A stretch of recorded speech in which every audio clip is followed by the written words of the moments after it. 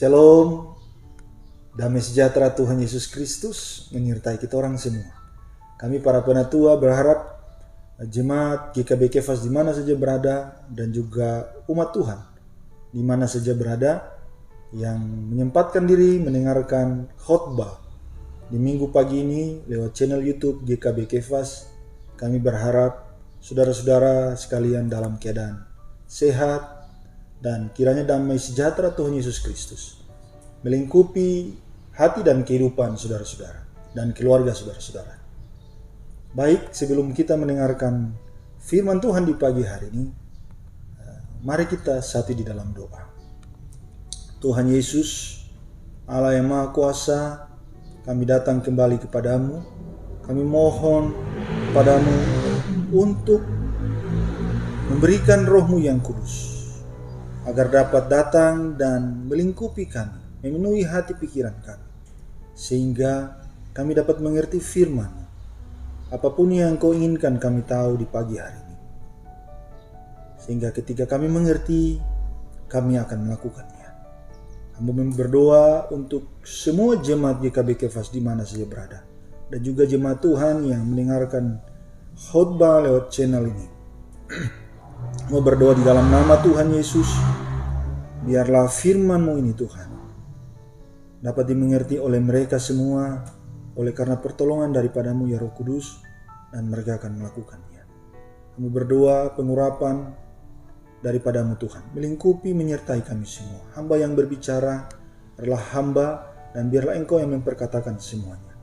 Dalam nama Tuhan Yesus kami sudah berdoa dan mengucap syukur. Amin. Jemaat Tuhan, saya berharap meskipun kita tidak berjumpa secara langsung dalam ibadah hari Minggu, tetapi tidak mengurangi sukacita saudara-saudara sekalian dalam mendengarkan firman Tuhan. Pada pagi yang indah ini kita akan mendengarkan firman Tuhan dan kita belajar bersama-sama apa pesan Tuhan bagi kita semua di minggu pagi hari ini. Pada pagi hari ini kita akan mendengarkan firman Tuhan yang diambil dalam kitab Matius 24 ayatnya yang ke-37 sampai ayatnya 39. Saya baca dengan cepat, demikianlah firman Tuhan. Sebab sebagaimana halnya pada zaman Nuh, demikian pula halnya kelak pada kedatangan Anak Manusia. Sebab sebagaimana mereka pada zaman sebelum air bah itu makan dan minum, kawin dan mengawinkan, sampai kepada hari Nuh masuk ke dalam bahtera. Dan mereka tidak tahu akan sesuatu sebelum air bah itu datang dan melenyapkan mereka semua. Demikian pula lah halnya kelak pada kedatangan Anak Manusia. Saudara-saudara yang Tuhan kasihi di mana saja berada, kalau kita lihat kondisi kita pada zaman hari ini, kondisi kita pada saat hari ini, di seluruh antero dunia ini, sebenarnya saya mau katakan bahwa sebenarnya kita sedang berada di zaman akhir. Banyak orang mengatakan masih jauh. Banyak orang mengatakan belum saatnya. Tapi dengan melihat kondisi ini, saya mau katakan bahwa kita sedang berada di zaman akhir. Maka dari itu firman Tuhan di pagi hari ini mengajarkan kita, mengingatkan kita agar kita selalu berjaga-jaga, saudara-saudaraku yang Tuhan kasihi. Mari kita lihat sebenarnya dalam pembacaan kitab di Matius pasal 24 ini, Tuhan sedang membawa pikiran kita tentang cara kedatangannya untuk kali kedua, saudara-saudara. Kita dibawa pada kondisi cerita di dalam Kejadian pasalnya yang ke-6, yaitu situasi dan kondisi Nuh sebelum terjadi air bah.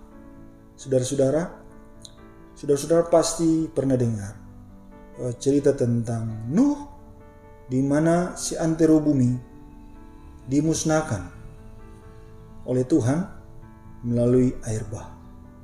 Saudara-saudara, kita diingatkan di pagi hari ini untuk melihat kembali cerita daripada Nuh pada saat itu. Mengapa? Karena di zaman akhir kehidupan manusia akan sama dengan kehidupan orang-orang pada zaman Nuh. Saudara-saudara bisa lihat kondisi hari ini. Orang sibuk dengan wabah COVID dan lain sebagainya. Mereka tidak melihat kondisi kehidupan kita masing-masing pribadi di hari ini.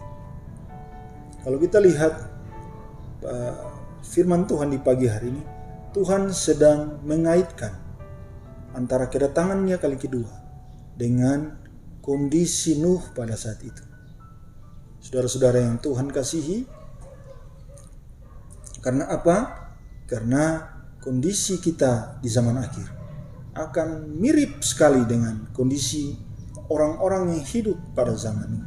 Saudara-saudara yang Tuhan kasihi, kehidupan yang dianggap normal bagi orang-orang pada saat itu tanpa mempedulikan hal-hal besar yang akan terjadi oleh karena tidak ketaatan mereka kepada Allah. Mereka hidup makan, minum, kawin, mengawinkan.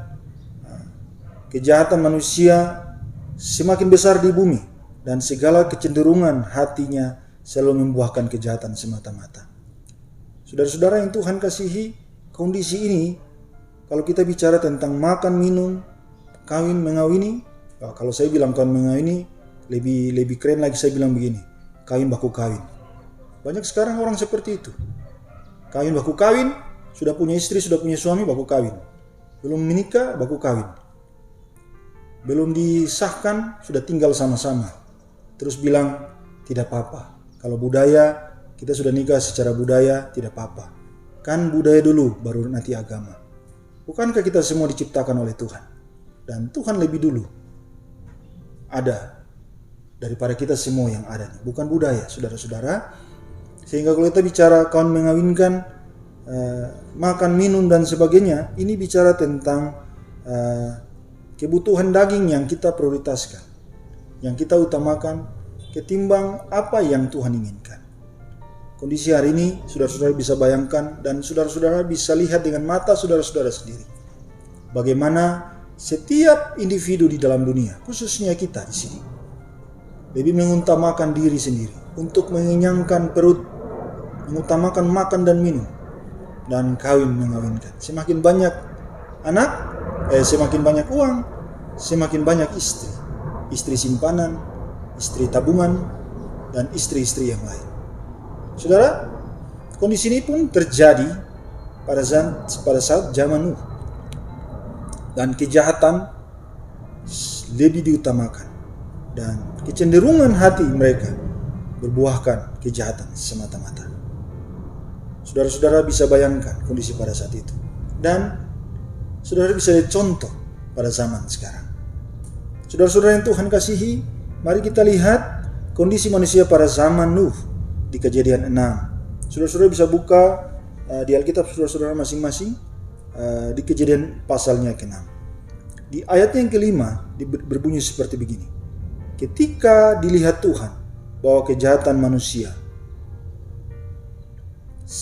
manusia besar di bumi, dan bahwa segala kecenderungan hatinya selalu membuahkan kejahatan semata-mata.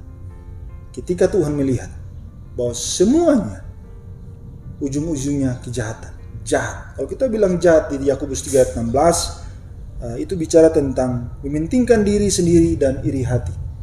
Kalau kita bicara tentang mementingkan diri sendiri, kondisi hari ini banyak orang yang kehidupannya jahat di mata Tuhan. Hanya mementingkan diri sendiri. Bahkan dalam kondisi seperti ini, banyak orang pun mementingkan diri sendiri. Mementingkan diri sendiri ini banyak contoh yang kita lihat hari ini. Tapi saudara-saudara yang Tuhan kasihi, ketika semua itu ada dan semua itu terjadi, ini sangat mengerikan, saudara-saudara. Dan orang-orang kita semua yang ada saat ini tidak sadar bahwa kita sedang melakukan atau kita sedang berada di dalam kehidupan di mana orang-orang pada saat Nuh. Saudara-saudara yang Tuhan kasihi, sehingga di ayat 6 Tuhan pun menyesal. Demikian firman Tuhan di pasalnya di ayatnya yang ke-6, maka menyesallah Tuhan bahwa Ia telah menjadikan manusia di bumi, dan hal itu memilukan hatinya.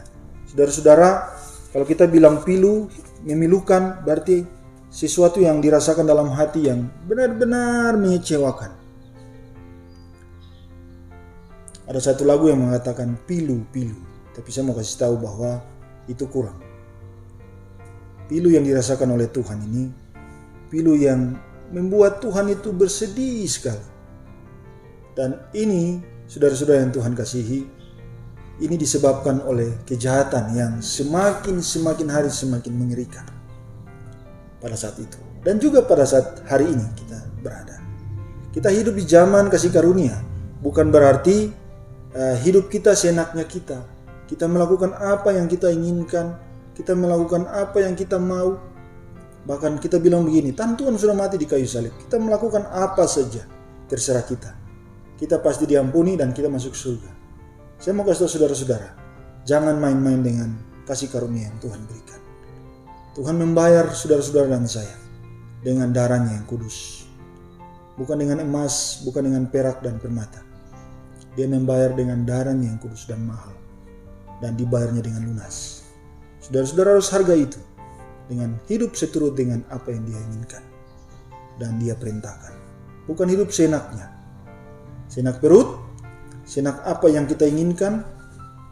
Kita kan masih manusia. Wajarlah kalau kita korupsi. Kita kan masih manusia, wajarlah kalau kita selingkuh. Kita masih manusia, wajarlah kalau kita rakus, kita egois dan sebagainya. Jangan main-main dengan kasih karunia. Ketika Tuhan masih memberikan kesempatan kedua, bersyukurlah dan hiduplah menghasilkan buah-buah pertobatan. Karena belum tentu kita diberikan kesempatan ketiga. Saudara-saudara yang Tuhan kasihi, kita bisa lihat kehidupan umat manusia saat ini sebagai Sodom dan Gomora serta kehidupan manusia pada zaman Nuh. Karena saudara-saudara bisa lihat bersama-sama, kita bisa lihat bersama-sama kemana-mana ada kejahatan, kemana-mana ada mementingkan diri sendiri, kemana-mana ada hal-hal yang bertolak belakang dengan Injil Kerajaan Allah. Padahal puluhan tahun Injil masuk di tanah ini, khususnya di gunung, dan sekitar 100 lebih tahun Injil masuk di atas tanah Papua. Tetapi kemana-mana kita pergi kejahatan yang ada, pembunuhan dan lain sebagainya. Apakah kata Tuhan untuk kondisi pada saat Nuh? Ayat 7 berbunyi seperti ini. Berfirmanlah Tuhan, aku akan menghapuskan manusia yang telah kuciptakan itu dari muka bumi, baik manusia maupun hewan dan binatang-binatang melata dan burung-burung di udara, sebab aku menyesal bahwa aku telah menjadikan mereka. Saudara-saudara yang Tuhan kasih, pernyataan ini, firman Tuhan ini, ketika saya baca, saya pun turut merasakan betapa kecewanya Tuhan ketika ia mendapati seluruh umat manusia pada zaman itu kecenderungan hatinya selalu berbuat jahat. Sehingga Tuhan sempat menyesal bahwa Tuhan telah menciptakan kita semua. Dan juga burung, binatang-binatang dan sebagainya. Saudara-saudara yang Tuhan kasihi, sebagai hamba Tuhan, budak Yesus Kristus, saya mau katakan bahwa Tuhan pun menyesal dengan keadaan kita, umatnya pada saat ini. Hari ini Tuhan menyesal dengan perilaku orang-orang yang mengatakan percaya kepadanya tapi tidak mau menuruti perintah-perintahnya. Tuhan menyesal karena ia telah mengutus anaknya yang tunggal untuk menebus kita, tetapi kehidupan kita bagaikan pada zaman Nuh. Kehidupan kita tidak menghargai karya Allah yang begitu besar bagi kita. Sebagai hamba Tuhan, saya mau sampaikan, sadarlah dan bertobatlah. Ketika saudara-saudara hari ini menyalahgunakan kasih karunia yang Tuhan berikan, menyalahgunakan darah yang sudah dicurahkan bagi kita semua, umatnya, dengan hidup tidak seturut dengan kehendaknya, saya mau katakan sebagai hamba Tuhan, sadarlah dan bertobatlah. Saudaraku yang Tuhan kasih, kita lihat zaman Nuh pada saat itu, dalam kondisi seperti itu, ada satu keluarga yang mendapat kasih karunia dari Tuhan, yaitu Nuh. Saudara-saudara, di ayat 8 demikian firman Tuhan, tetapi Nuh mendapat kasih karunia dari Tuhan.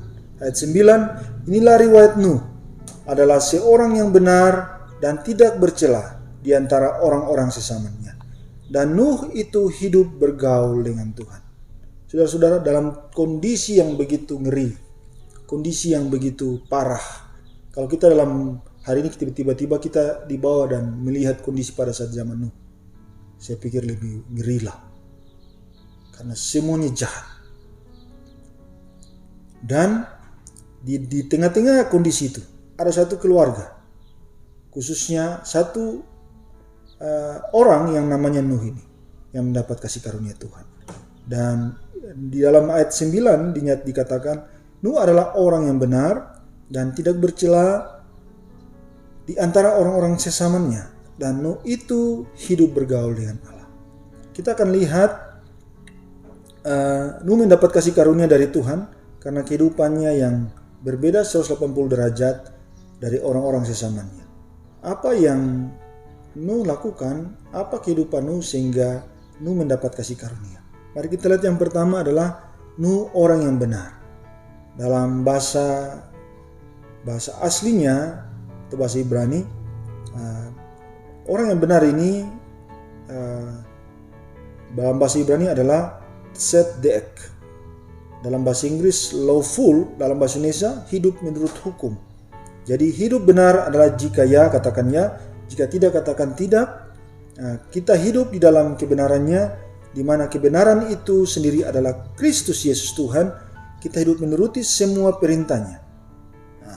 Jadi Nuh ini hidup menuruti semua perintah Tuhan. Makanya dia dikatakan orang yang benar. Saudara-saudara yang Tuhan kasih, kebenaran adalah Tuhan Yesus Kristus. Tuhan Yesus mengatakan begini, akulah jalan kebenaran dan hidup. Jadi ketika kita mengikuti dia, maka kita hidup dalam kebenaran. Ketika kita mengikuti perintah-perintahnya, ketika kita hidup menuruti firman-Nya, mengikuti firman-Nya, otomatis kita berjalan dalam kebenaran. Saudara-saudara, dalam hal ini kita tidak bisa menghayal melakukan hal yang besar kalau kita tidak berjuang hidupi kebenaran ini dari hal-hal yang sederhana. Contohnya begini saudara-saudara. Ketika saudara-saudara memegang satu sampah, saudara-saudara buang sembarang.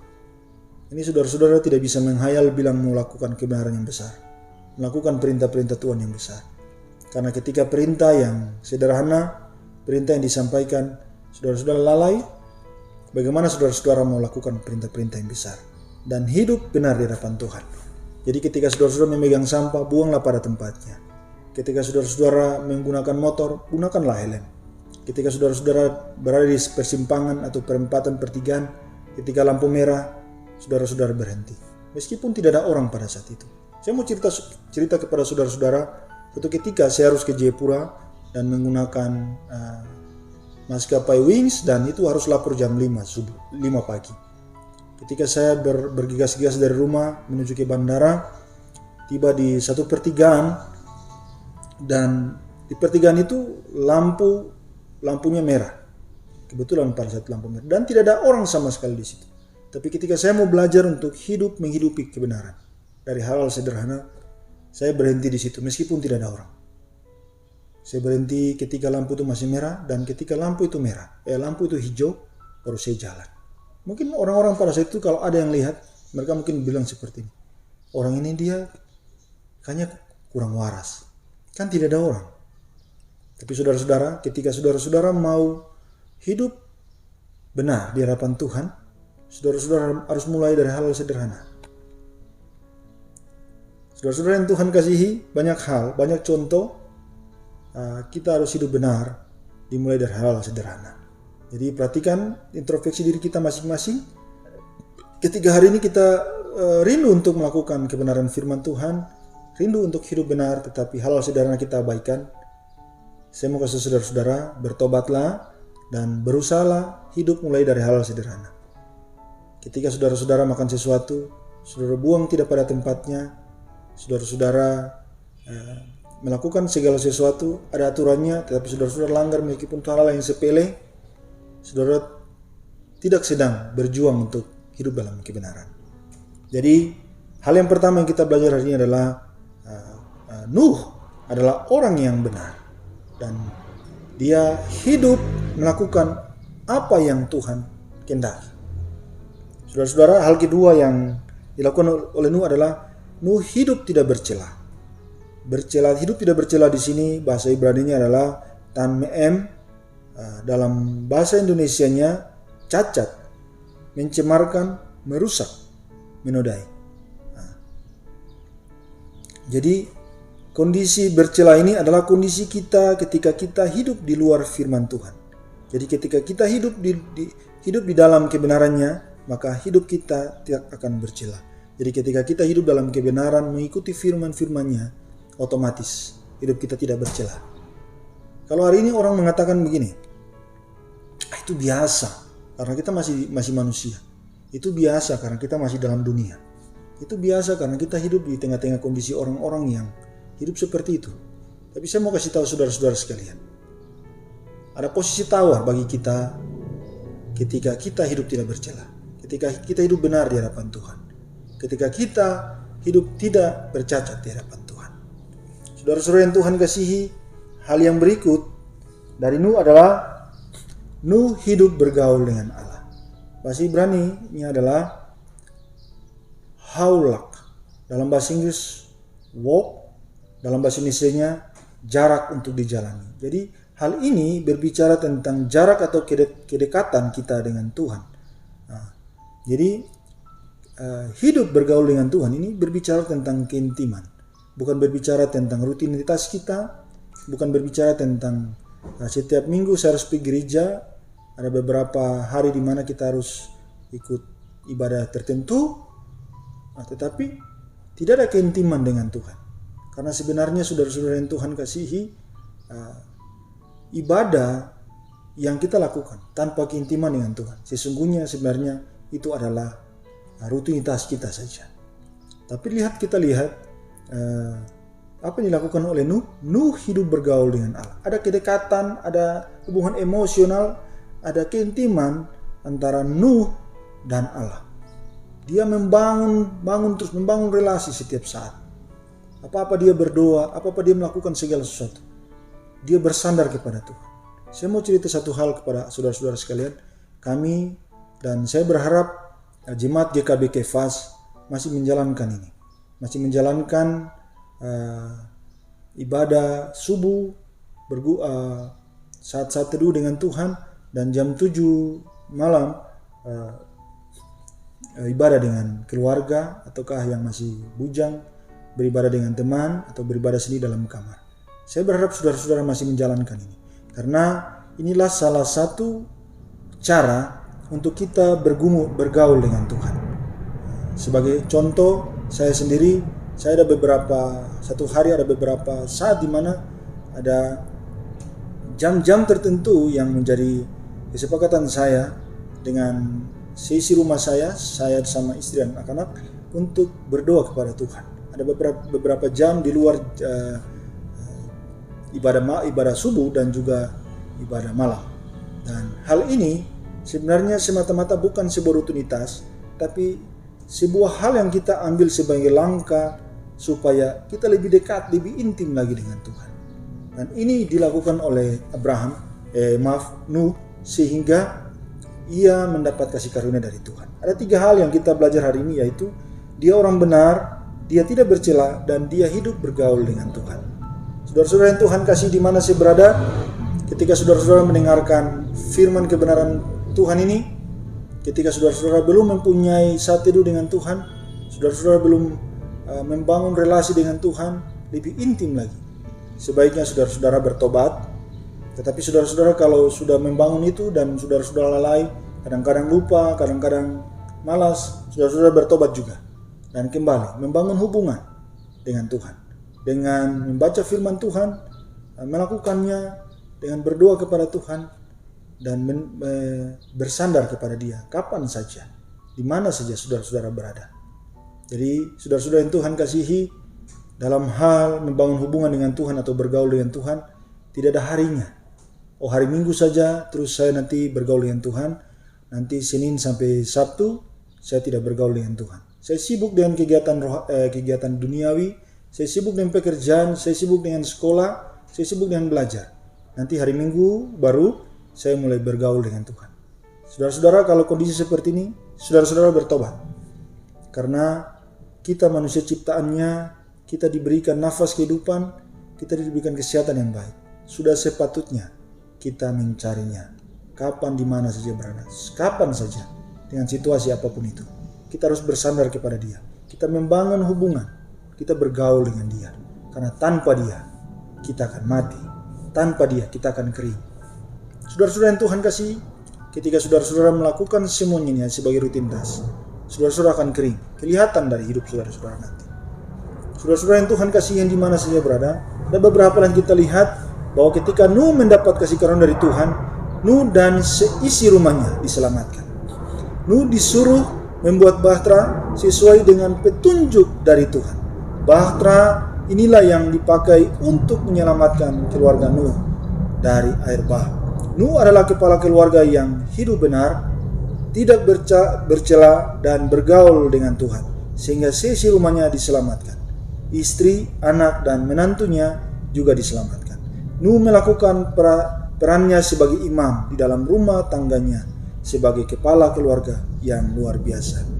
Saudara-saudara yang Tuhan kasihi, ketika seorang imam, ketika seorang ayah, ketika seorang bapa, ketika seorang kepala keluarga memainkan perannya dengan benar, menggunakan peran yang Tuhan berikan dengan benar, sebagai bapa, sebagai kepala keluarga, sebagai imam, maka secara otomatis ia akan mempengaruhi seisi rumahnya. Contohnya adalah Nuh. Ketika Nuh ini hidup benar di hadapan Tuhan, tidak bercela dan hidup bergaul dengan Tuhan, maka bukan dia sendiri yang diselamatkan pada saat itu, tetapi seisi rumahnya, istrinya, anak-anaknya beserta menantu-menantunya. Saudara-saudara yang Tuhan kasihi, di kondisi kita hari ini, kondisi COVID, kondisi yang dimana banyak orang merasa takut, gelisah dan sebagainya, sebenarnya saudara-saudara diberikan kesempatan, khususnya bagi saudara-saudara yang mempunyai keluarga, yang sudah punya istri, ataukah yang sudah punya istri dan anak-anak. Saudara-saudara sedang diberikan kesempatan untuk menjadi imam yang benar, untuk menjadi imam kepala keluarga yang sesuai dengan yang Tuhan inginkan. Contohnya adalah Nuh. Nuh hidup benar di hadapan Tuhan, Nuh tidak bercela, Nuh bergaul karib dengan Tuhan. Ketika saudara-saudara lakukan ini dalam kondisi COVID ini, maka saudara-saudara akan mendapat kasih karunia dari Tuhan. Saudara-saudara yang Tuhan kasih di mana saja berada, apabila saudara-saudara belum memiliki istri atau memiliki anak, saudara-saudara pun dapat melakukan ini.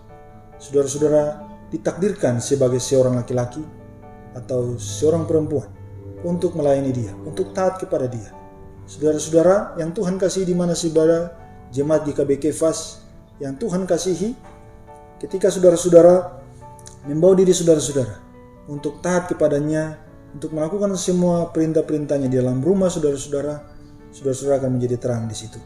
Ketika saudara-saudara belum menikah, tapi ketika saudara-saudara sudah menikah dan saudara-saudara sebagai kepala keluarga dan imam, saudara-saudara akan membawa dampak yang luar biasa kepada istri dan anak-anak dan seisi rumah saudara-saudara.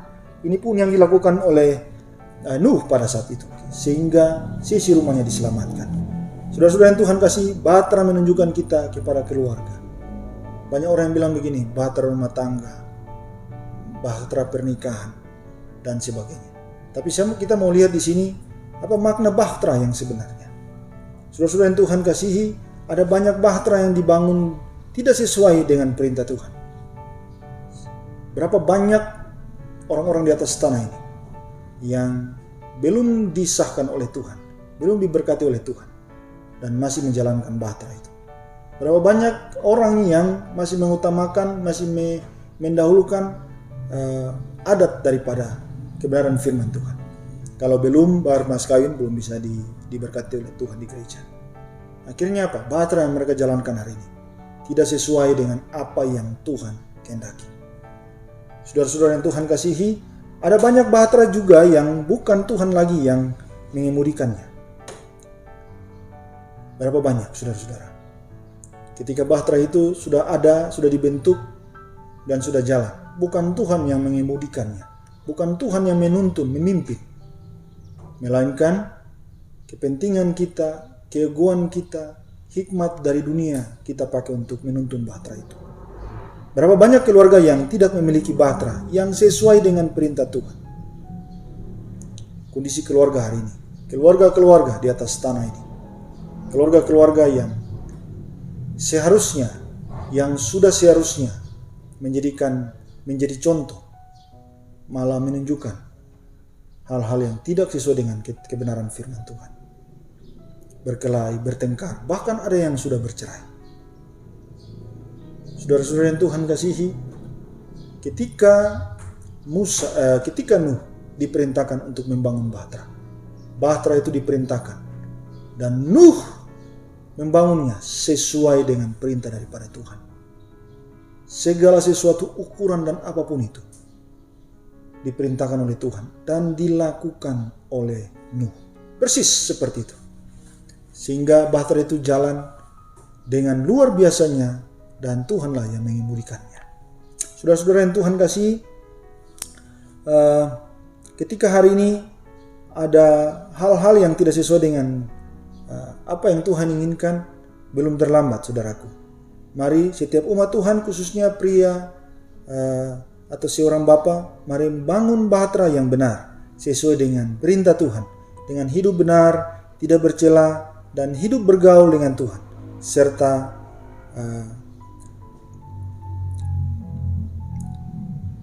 memberikan otoritas seutuhnya kepada Tuhan sebagai pengemudi, sebagai pengarah dari bahtera kita semua yang ada hari ini. Kepada saudara-saudaraku umat Tuhan yang belum berkeluarga, tetap berikan hidupmu kepada Tuhan, bangun bahteramu saudara-saudara, dengan takut akan Tuhan, hidup bergaul dengan Tuhan, tidak bercela, seperti yang dilakukan oleh Nuh. Biarkanlah Tuhan yang memimpin kehidupan saudara-saudara, sehingga kemanapun saudara-saudara pergi, kemanapun saudara-saudara melangkah, saudara-saudara akan dituntun ke mata air yang luar biasa, ke padang rumput yang luar biasa. Saudara-saudara yang Tuhan kasih di mana saya berada, demikianlah firman Tuhan di pagi yang indah ini. Kiranya setiap individu, setiap umat Tuhan yang mendengarkan firman ini dapat dibuat mengerti oleh Roh Kudus dan dapat melakukannya. Mari kita berdoa meminta berkat daripada Tuhan. Tuhan, kami bersyukur ketika hari ini kami diizinkan untuk mendengarkan firman-Mu. Kami mau Tuhan hidup seturut dengan kehendak-Mu. Kami mau Tuhan hidup benar di hadapan-Mu. Kami mau Tuhan hidup tidak bercela di hadapan-Mu. Kami mau Tuhan hidup bergaul karib dengan Engkau Tuhan. Kami mau melakukan semua ini Tuhan. Kami mau membangun bahtera kami seturut dengan kehendak-Mu, seperti yang dilakukan oleh Nuh. Terima kasih banyak Tuhan untuk firman-Mu. Biarlah firman-Mu ini Tuhan Engkau meteraikan dalam hati kehidupan kami, sehingga kami dapat melakukannya. Dan kemuliaan dan keagungan, kemasyhuran hanya bagi nama-Mu. Terima kasih banyak Tuhan. Kami minta berkat daripada-Mu. Berkati kami Tuhan, anugerah kasih sayang-Mu, penyertaan-Mu, perlindungan-Mu menyertai kami semua, menyertai melindungi kami semua. Apapun yang kami kerjakan, apapun yang kami lakukan dengan tangan kami, dengan mulut kami, dibuatnya berhasil untuk kemuliaan dan keagungan nama-Mu. Terima kasih banyak Tuhan.